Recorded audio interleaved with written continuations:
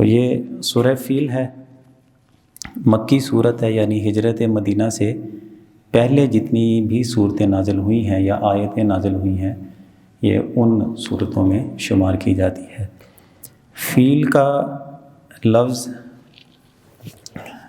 جس کا معنی ہاتھی ہے، اس صورت میں چونکہ ہاتھی والوں کا تذکرہ ہے اور اللہ تعالیٰ نے کس طرح وہ ایک لشکر تھا ہاتھیوں والا جو مکہ مکرمہ کو اپنی طرف سے ختم کرنے کے لیے اور خانہ کعبہ کو مسمار کرنے کے لیے وہ آئے تھے، تو اللہ تعالیٰ نے کس طرح ان کو ہلاک کیا۔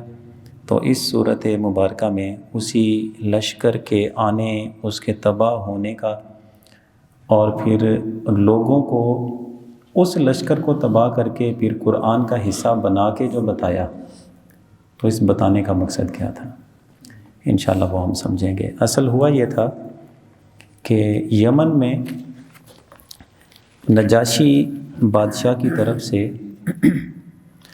ابرہہ نام کا حاکم مقرر تھا۔ اس ابرہہ نامی حاکم نے یہ ایک پلان کیا کہ دنیا بھر کے وہ لوگ جو دین ابراہیمی مانتے ہیں تو وہ خانہ کعبہ جمع ہوتے ہیں۔ اس طرح اس علاقے کے رہنے والے یعنی مکہ کے رہنے والوں کو عزت بھی بہت ملتی ہے، اور یہ سارا سال جو طواف کعبہ اور عمرے کا تسلسل قائم رہتا ہے۔ پھر حج کے بعد حج کے سیزن میں بہت بڑا اجتماع ہوتا ہے، تو ٹھیک ٹھاک تجارت بھی وہاں پہ ہوتی ہے اور چیزیں بھی صحیح بکتی ہیں۔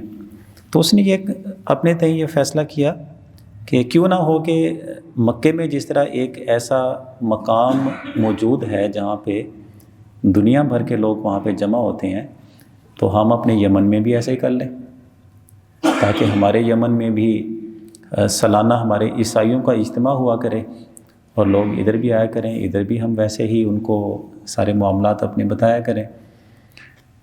تو اب یہ چیز مکہ کے رہنے والے لوگوں کو جب معلوم ہوئی تو انہیں بڑا غصہ آیا۔ اب دو واقعے ملتے ہیں روایات میں۔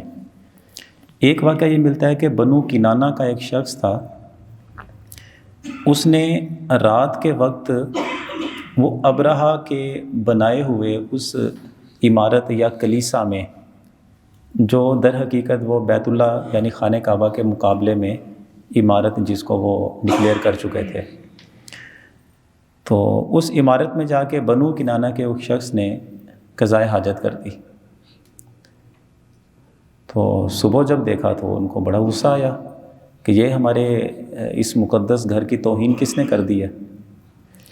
دوسرا واقعہ یہ ملتا ہے کہ عرب کے کچھ لوگ ویسے ہی یمن گئے ہوئے تھے، اور ان لوگوں نے اب کیا کیا کہ جیسے رات کے وقت ہوتا ہے کہ سردی سے بچنے کے لیے وہ آگ وغیرہ جلا لی اور وہ اس کے آس پاس بیٹھ کے کھانا شانا کھا لیا، پھر وہ اسی طرح جگہ گرم رہتی ہے تو وہ سو بھی جاتی ہیں۔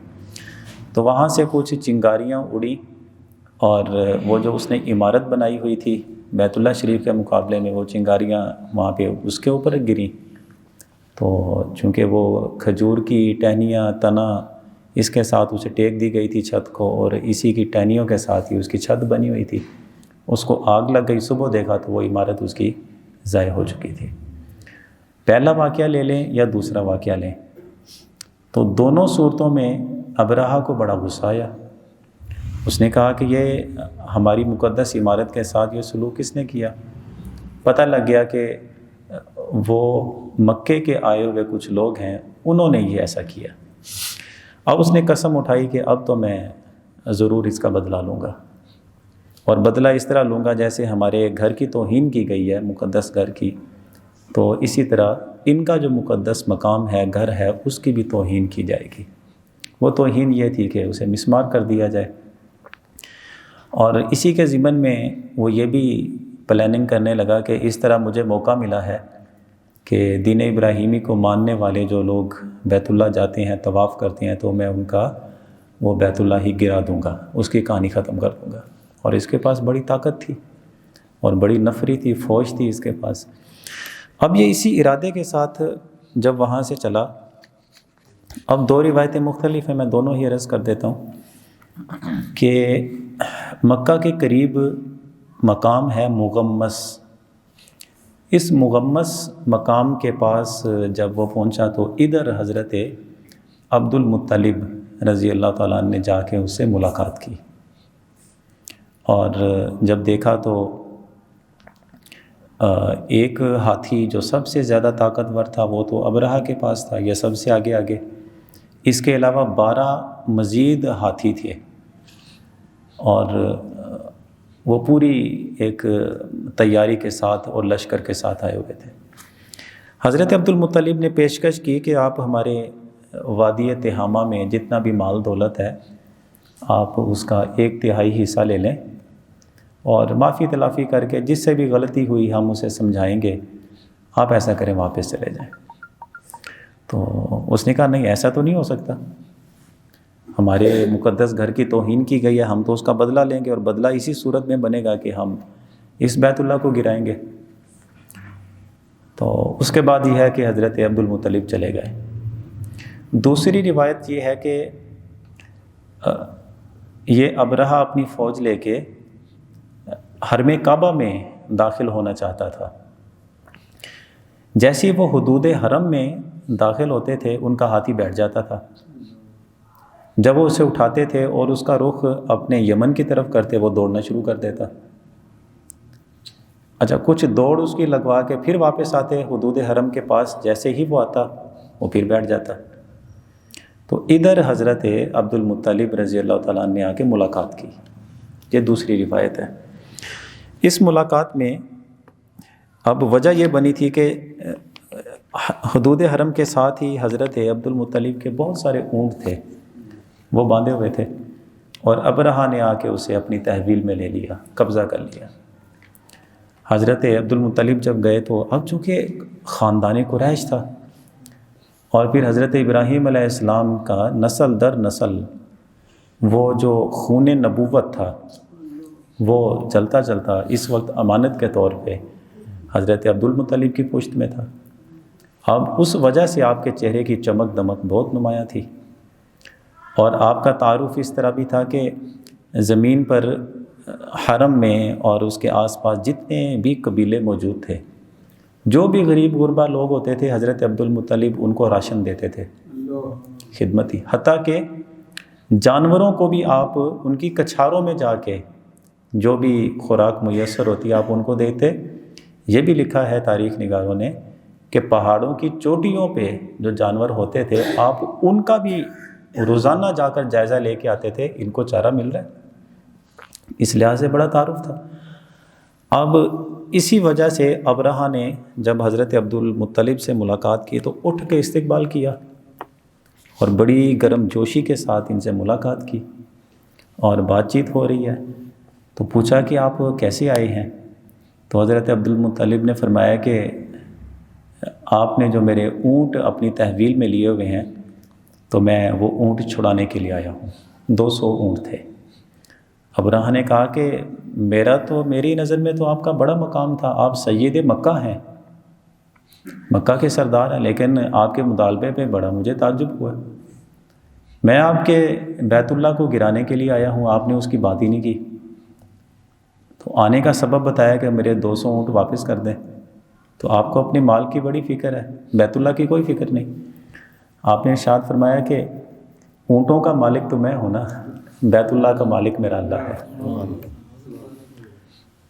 میں اونٹوں کا مالک ہوں، اپنے مال کا مطالبہ کرتا ہوں. وہ بیت اللہ اللہ کی عمارت ہے، وہ بیت اللہ ہے، وہ اس کا جو مالک ہے اس کی حفاظت کرے گا. تو تمہارا ارادہ کیا ہے؟ تو اس نے بتایا کہ میں تو اس کو گرانے کے لیے آیا ہوں.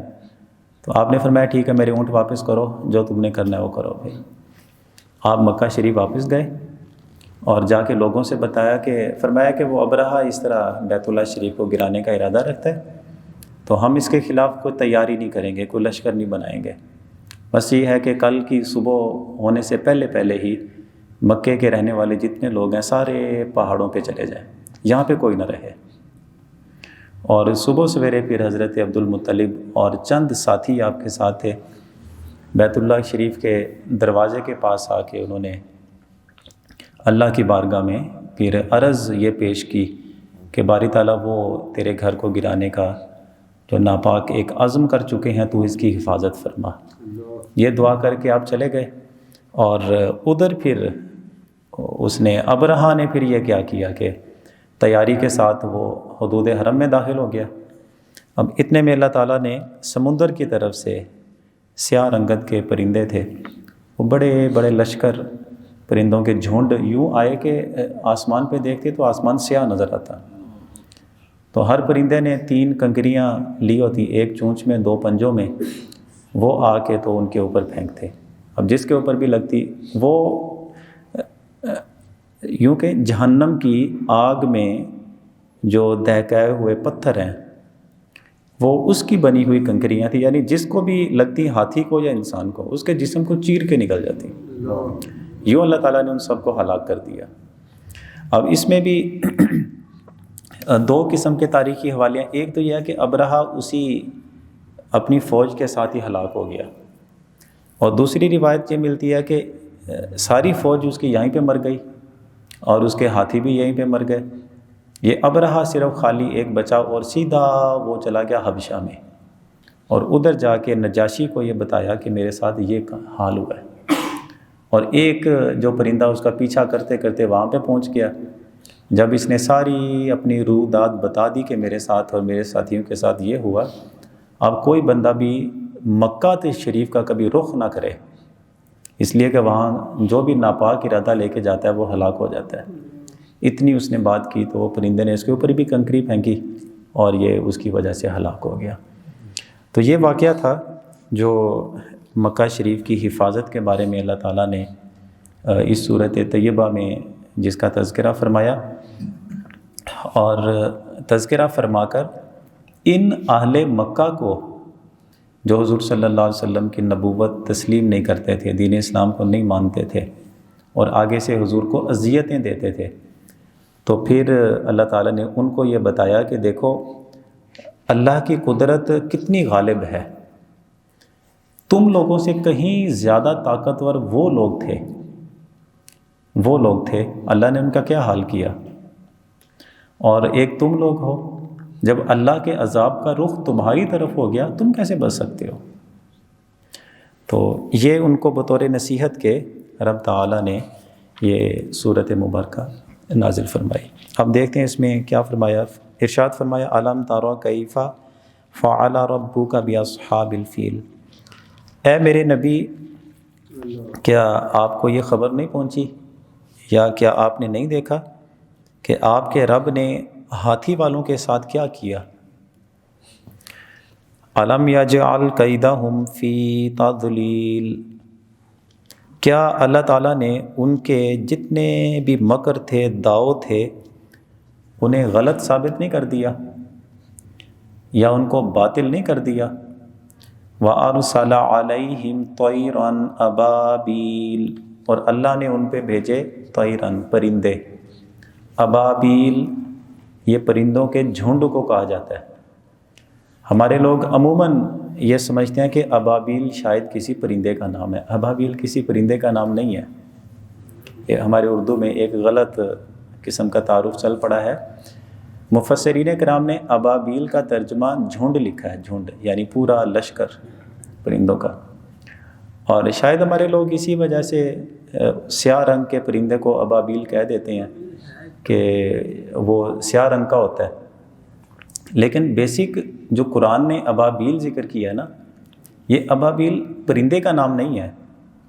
ابابیل کا معنی ہوتا ہے وہ بہت سارے پرندے مل کے جو ایک جھنڈ بنا لیتے ہیں، یعنی وہ آسمان سے آپ کے اوپر سے گزریں تو آپ کو لگے گا کہ آسمان سیاہ ہو گیا ہے، یعنی اتنی بڑی تعداد پرندوں کی ہو کہ آپ دیکھیں تو وہ سیاہی نظر آئے۔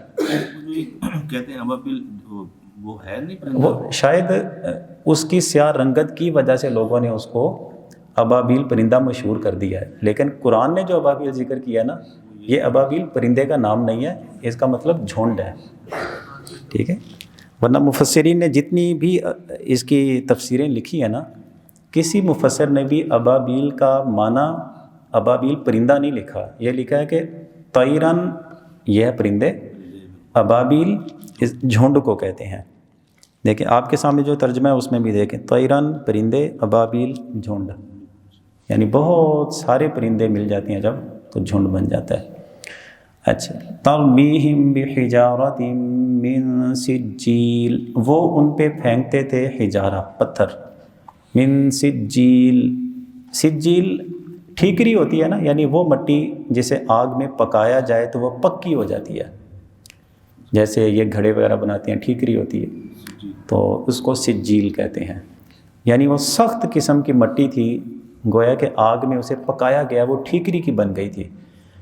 تو پرندوں نے، ہر پرندے نے وہ 3 کنکریاں پکڑی ہوئی تھیں، چونچ میں اور 2 اپنے پنجوں میں. وہ ان کے اوپر پھینکتے، اتنی زور کی لگتی کہ وہ ان کی ہلاکت ہو جاتی، چاہے وہ ہاتھیوں پہ گرے چاہے وہ انسانوں پہ گرے.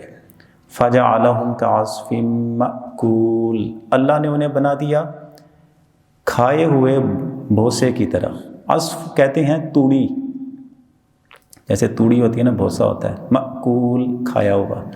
اچھا، ایک توڑی ہوتی ہے کہ ویسے خشک ہو جاتی ہے، ایک وہ ہوتی ہے کہ جانور جگالی کر کر کے وہ جو اس کی پھر وہ جھاگ سی بن جاتی ہے، پھر وہ جو اس کا چورا چورا ہو کے نیچے گر جاتا ہے نا وہ بھوسا، تو اس بھوسے کو کہتے ہیں کعصف مأکول، وہ کھایا ہوا بھوسا.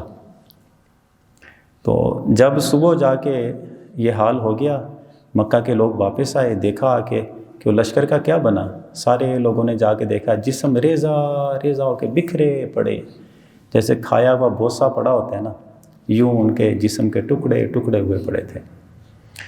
اچھا، اب یہ جو صورت طیبہ میں اللہ تعالیٰ نے مشرکین کو بھی ایک پیغام دیا اور ایک قیامت تک کے آنے والے لوگوں کو بھی پیغام دیا. ان مشرکین کو پیغام دیا کہ دیکھا ہاتھی والوں کے ساتھ کیا ہوا. اچھا، انہیں کیوں بتایا؟ اس لیے تمہیں یہ بات سمجھنی چاہیے کہ جیسے بہت سارے ہمارے سیرت نگاروں نے لکھا، اصل جو اللہ تعالیٰ نے حفاظت فرمائی تھی نا مکے کی، دیکھنے کو واقعتاً ایسا ہی تھا کہ وہ بیت اللہ شریف کی حفاظت تھی، لیکن اس میں در حقیقت یہ بات تھی کہ حضور سید عالم صلی اللہ علیہ وسلم کی اس واقعے کے بعد 50 دن کے بعد حضور کی ولادت ہوتی ہے. تو اللہ تعالیٰ نے یہ اظہار فرمایا کہ بالفرض اگر وہ ہاتھی والوں کا لشکر غالب آ جاتا تو انہوں نے کیا کرنا تھا؟ بیت اللہ شریف کو مسمار کر دینا تھا اور وہاں کے سارے لوگوں کو اپنا غلام بنا کے، قیدی بنا کے لے جانا تھا. تو اس وقت جو حضور کی ولادت ہونے والی تھی، اگر ان کی والدہ، ان کا خاندان سارا قیدی بنا کے، غلام بنا کے لے ادھر چلے جاتے تو حضور کا تعارف کیا ہوتا کہ ان کی کس خاندان میں ولادت ہوئی ہے؟ غلام خاندان میں. اللہ کو یہ گوارا نہیں تھا کہ حضور کا تعارف یہ ہو کہ یہ غلام ہے. تو مکے والوں کو یہ بتایا کہ ان کی برکت سے تم لوگ محفوظ ہوئے ہو، اب انہی کی مخالفت کرتے ہو. اور اسی طرح کا پیغام قیامت تک کے لوگوں کے لیے، یعنی ہمارے لیے بھی ہے کہ اصل جو امت عذاب الہی سے بچی ہوئی ہے وہ حضور کے واسطے سے بچی ہوئی ہے. اس لیے کہ اللہ تعالیٰ نے جب یہ ارشاد فرمایا کہ ما کان اللہ لیعذبہم وانت فیہم، اے میرے محبوب آپ جب اس دنیا میں تشریف لے آئے، اب اللہ کی شان نہیں ہے کہ اس امت کو وہ والا عذاب دے جو پہلے آیا کرتا تھا. جب یہ آیت نازل ہوئی تھی تو حضور نے ہاتھ اٹھائے دعا میں اور اللہ کی بارگاہ میں عرض کی، باری تعالیٰ تیرا میرے ساتھ یہ وعدہ ہے کہ میں اس دنیا میں موجود ہوں، تو میری امت کو عذاب نہیں دے گا. اب میری دعا ہے کہ میرے وصال مبارک کے بعد مجھے اپنی قبر انور کے اندر ہی رکھنا، تاکہ میں اس دنیا میں موجود رہوں اور میری موجودگی کی وجہ سے میری امت عذاب سے بچی رہے. ہمیں اپنے حالات پہ نگاہ کرنی چاہیے، اپنے اعمال کو دیکھنا چاہیے کہ جس نبی کی برکت سے ہم لوگ اللہ کے بڑے بڑے عذابوں سے محفوظ ہیں، ہمیں اپنے اعمال کی فکر ہونی چاہیے. تو جو پیغام ہم سنتے ہیں، سمجھتے ہیں، اللہ تعالی ہمیں عمل پیرا ہونے کی توفیق دے.